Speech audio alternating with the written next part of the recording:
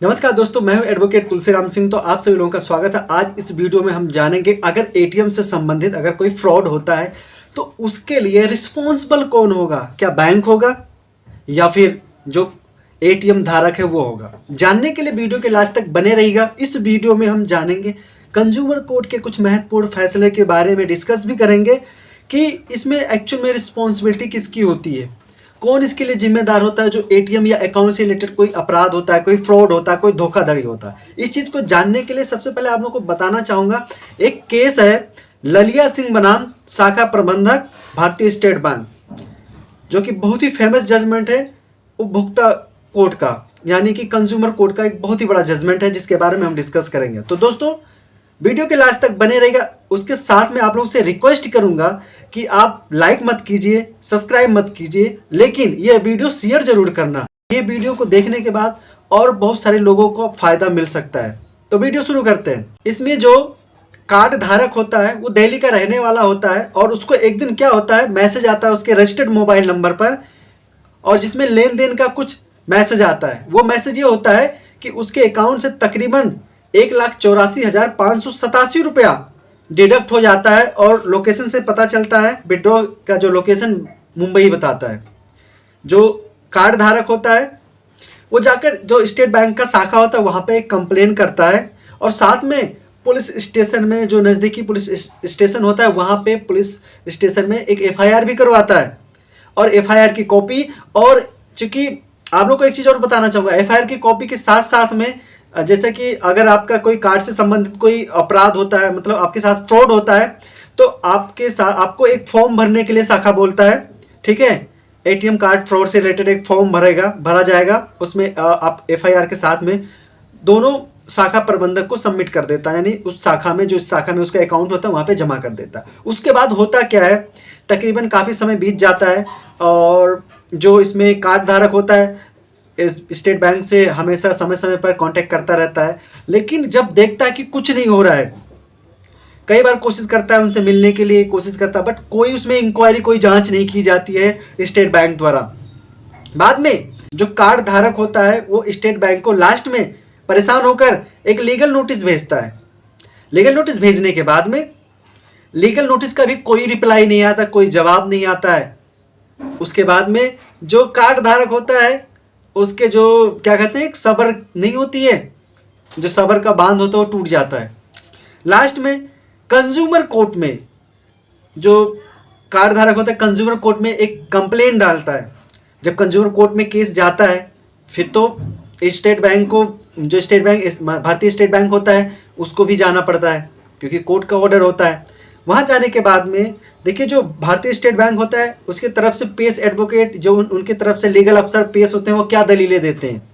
कहते हैं देखिए ऐसा है, ये जो पैसे डिडक्ट हुए हैं, जो फ्रॉड हुआ है, ये कस्टमर की गलती की वजह से हुआ है, लापरवाही की वजह से हुआ है। दूसरी बात जो दूसरी क्लेम करते हैं कि देखिए ऐसा है, ये इन्होंने जो कार्ड धारक है, जो ग्राहक कस्टमर है, इन्होंने समय से पहले यानी समय रहते हुए इन्होंने कंप्लेन नहीं की, हमें सूचना नहीं दिया, रिपोर्ट करने में विफल हो गया, ऐसा बताया जाता है स्टेट बैंक द्वारा। बड़ी सारी कमियां निकाली जाती हैं ग्राहक में, जो कस्टमर होता है उसके ऊपर बड़ी सारी जो कमियां होती हैं वो थोप दी जाती है और अपने आप को स्टेट बैंक ऑफ इंडिया अपने आप को निर्दोष बताता है।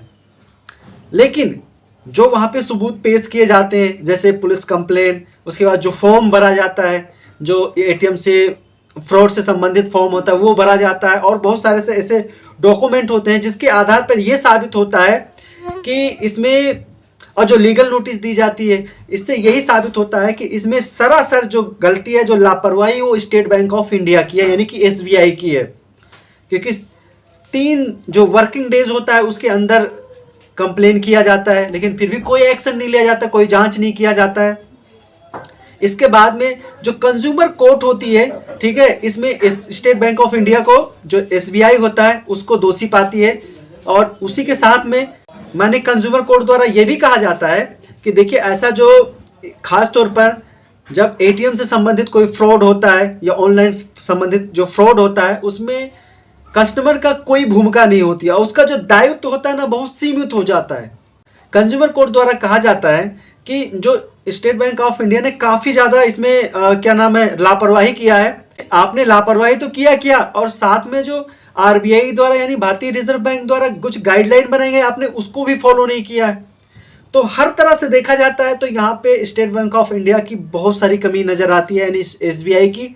और लिहाजा जो कंज्यूमर कोर्ट होता है वो स्टेट बैंक ऑफ इंडिया को जब दोषी पाता है तो जो आदेश दिया जाता है वो ये दिया जाता है कंज्यूमर कोर्ट द्वारा कि जो कस्टमर का यानी जो ग्राहक का कार्ड धारक का 1,84,587 रुपया निकाले गए हैं वो वापस करना होगा। और साथ में आदेश की तारीख से प्रतिवर्ष 9% ब्याज के साथ में वो भी अदा करना होगा, यानी 1,84,587 रुपये का 9% ब्याज के साथ उसको रिटर्न करना होगा। और साथ में मानसिक पीड़ा, भाग दौड़ और कोर्ट के खर्चा, ये सारी चीज़ों को लेते हुए 1,00,000 रुपया मुआवजा देने की बात कहा जाता है कंज्यूमर कोर्ट द्वारा। तो दोस्तों इस बात से ये साबित होता है कि ध्यान रहे, अगर एटीएम से संबंधित अगर फ्रॉड होता है या आपका ऑनलाइन संबंधित फ्रॉड होता है तो सबसे पहले आपको करना क्या होता है,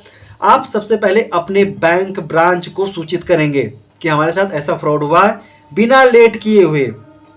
उसके बाद में अगर बैंक उस पर कार्रवाई नहीं करता है तो वहाँ पे आप हेल्पलाइन नंबर है, बहुत सारी चीज़ें होते हैं, आप एफआईआर कर सकते हैं क्योंकि ये क्रिमिनल कैटेगरी में आता है, ये फ्रॉड जो होता है आप एफआईआर कर सकते हैं। और साथ में अब अगर इसके बाद भी अगर बैंक नहीं सुनता है तो आप लीगल नोटिस भेज सकते हैं, ठीक है। इससे एक आपका एविडेंस खड़ा होगा और दूसरी बात ये होता है कि आपके पास एविडेंस ये होगा कि आपने उनको इन्फॉर्म किया, क्योंकि जब लास्ट टाइम आता है कोर्ट के जब मामला आता है तो वहाँ पर सब लोग अपना अपना हाथ साफ कर लेते हैं और उसमें लास्ट में जो कस्टमर होता है, जो कंज्यूमर होता है उसके ऊपर डाल देते हैं। तो ध्यान रहे, आशा करता हूँ ये वीडियो आपके लिए बहुत ही इन्फॉर्मेटिव रहा होगा। अगर इन्फॉर्मेटिव रहा होगा और अच्छा लगा होगा तो प्लीज़ लाइक कर देना और उस चैनल पे नए हैं तो सब्सक्राइब कर देना। मैं एडवोकेट तुलसीराम सिंह फिर मिलूंगा ऐसे ही लीगल अवेयरनेस लेकर, तब तक के लिए आप सभी लोगों को जय हिंद।